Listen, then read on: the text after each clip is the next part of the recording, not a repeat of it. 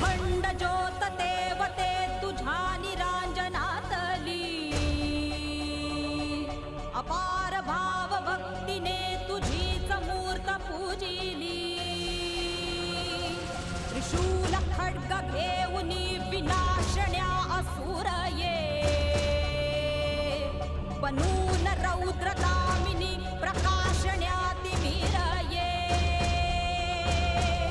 प्रतीक नारी शक्तीचे वैष्णवी महेश्वरी, तुझाच अंश राहू दे सदैव माझ्या अंतरी.